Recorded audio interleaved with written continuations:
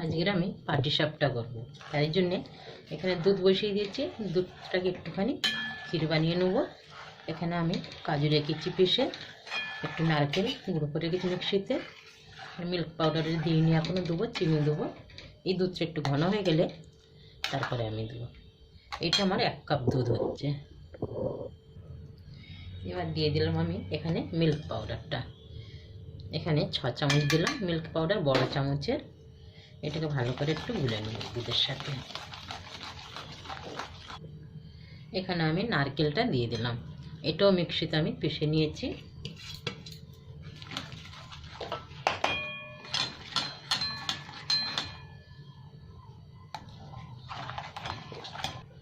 এবার আমি এখানে কাজু বাদাম পিষে রেখেছি, এগুলো দিয়ে দিলাম, বাদামগুলো সব পিষে।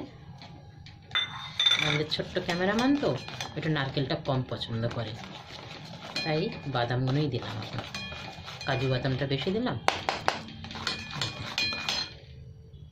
এবার আমি এখানে কিশমিশটাও দিয়ে দিলাম।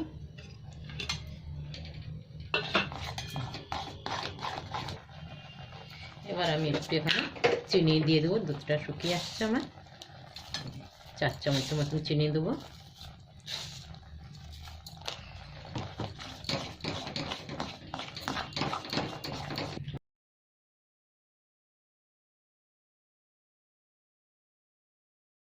এই সুজিটাকে একটু মিক্সিতে ঘুরিয়ে নিয়েছি, আধা কাপ ময়দা, এই সুজি।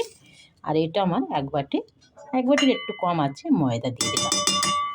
এবার আমি একটু চিনি দেবো, চিনিটা কম দিচ্ছে কেন কি অনেক সময় বেশি হয়ে গেলে তো তাওয়ার মধ্যে লেগে যায়, উঠতেই চায় না। এটা মোটা দানা, তাই 3 চামচ দিয়েছি। হালকা একটু নুন দিয়ে দিই, নুন আমার মাও দেয়, জানি না কেন।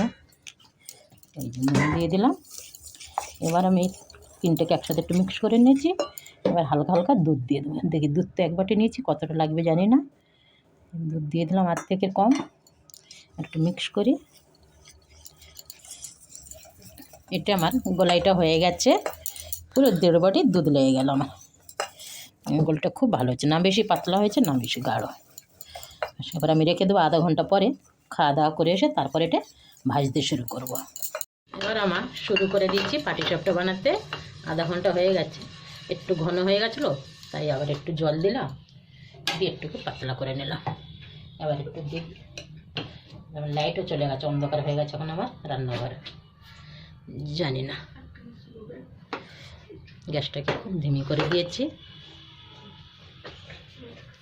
খুব ছোটো ছোটো হবে। চলো, আবার লাইটটা এসে গেছে।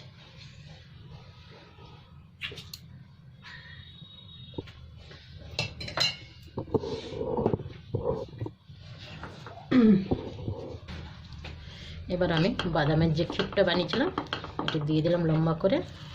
আর আমার এত ভালো ফ্রাই প্যান তো যে হাত দিয়েই উঠে যাচ্ছে, আমার আর খুন্তির দরকার হলো না। এরকম ছোটো ছোটো করে আমি উঠিয়ে নেব। আর একবার তেল লাগিয়ে আবার একটু দিয়ে দেবো।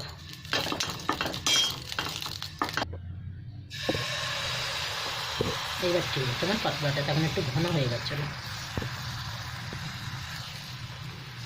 এবার একদম ঠিক আছে। এরকম লম্বা লম্বা দেওয়ার সাথে সাথে একটু ছড়িয়ে যাবে। হয়ে গেছে।